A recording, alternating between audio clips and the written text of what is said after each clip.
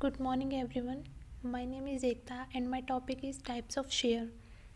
Share, what is share?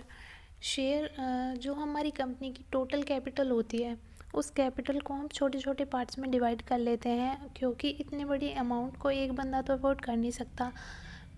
इसीलिए इसे बहुत सारे लोग उस कैपिटल को डिवाइड कर लेते हैं। उस डिवाइडेड कैपिटल को हम शेयर कहते हैं। नेक्स्ट है टाइप्स ऑफ शेयर। इसके दो पार्ट्स हैं, preference share and equity share. Preference share, these are दो share in which we get dividend before it pay to equity share, यानी कि जब कंपनी को प्रॉफिट होगा तो इन्हें डिविडेंड पहले मिलता है, इक्विटी शेयर्स को बाद में प्रॉफिट मिलता है। सेकंड, जब कंपनी बंद होती है तो पहले प्रेफरेंस शेयर्स को पेमेंट की जाती है, उसके बाद इक्विटी शेयर होल्डर्स को पेमेंट की जाती है। Now next is types of preference share. First is with reference to dividend. Its first part, cumulative preference share. In the cumulative preference share, मान लो हमें 2018 में हमारी कंपनी को लॉस हो रहा है एंड 2019 में भी हमारी कंपनी को लॉस हो गया एंड आफ्टर उससे भी नेक्स्ट ईयर हमारी कंपनी फॉर एग्जांपल 2020 में प्रॉफिट हो गया। तो 2018 में हमें डिविडेंड नहीं मिला और 19 में भी कुछ नहीं मिला, तो 20 का तो हमें मिलेगा ही मिलेगा, बल्कि 2018 और 19 का भी हमें 2020 में जो डिविडेंड होगा वो मिलेगा in case of cumulative preference share. Next non cumulative, इसमें ये है कि जो 18 में हमें लॉस हुआ था और 19 में भी हमें लॉस हुआ था हमारी कंपनी को और 2020 में हमें प्रॉफिट हो रहा है, तो हमें इसमें सिर्फ करंट ईयर का ही प्रॉफिट मिलेगा, लास्ट ईयर का प्रॉफिट हमें इसमें कुछ नहीं मिलेगा। Next part is B part with reference to participation. First is participative preference share. Participating preference share.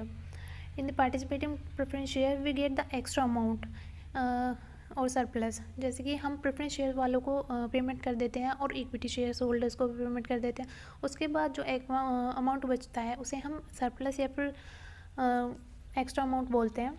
तो उस अमाउंट में से ये लोग अपना हिस्सा मांग सकते हैं in case of participating preference share. Next is non participating preference share. इस केस में ऐसा कुछ नहीं होता, इसमें सिर्फ पेमेंट एक ही बार की जाती है, इक्विटी शेयर होल्डर को भी एक ही बार पेमेंट करने के बाद और प्रेफरेंस शेयर होल्डर को भी पेमेंट करने के बाद इसमें जो एक्स्ट्रा अमाउंट बचता है उसमें से किसी को डिवाइड नहीं किया जाता। Third part is with reference to redemption. First is redeemable preference share.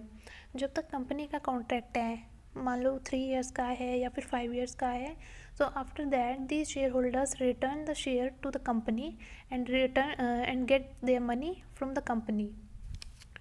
B part is irredeemable preference share.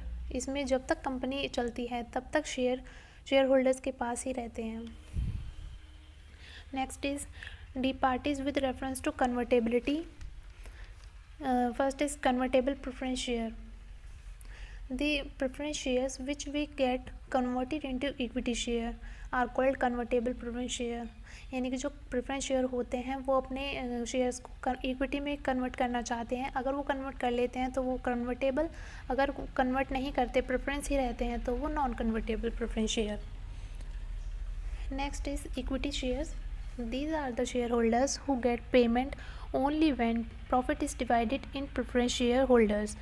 इनका कोई फिक्स्ड रेट ऑफ डिविडेंड नहीं होता, जैसे कि प्रेफरेंस शेयर्स का फिक्स्ड रेट होता है, ऐसे इक्विटी शेयर वालों का नहीं होता। अगर किसी ईयर में कंपनी को लॉस हो रहा है तो इक्विटी शेयर होल्डर्स को कुछ भी नहीं मिलता। And in company if company gate profit in any year, तो इनको सबसे ज़्यादा प्रॉफिट भी इन्हीं को मिलता है।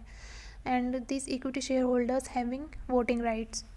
सो जो इक्विटी शेयर होल्डर्स होते हैं इनको नुकसान भी सबसे ज़्यादा झेलना पड़ता है और प्रॉफिट भी सबसे ज़्यादा इन्हीं को मिलता है।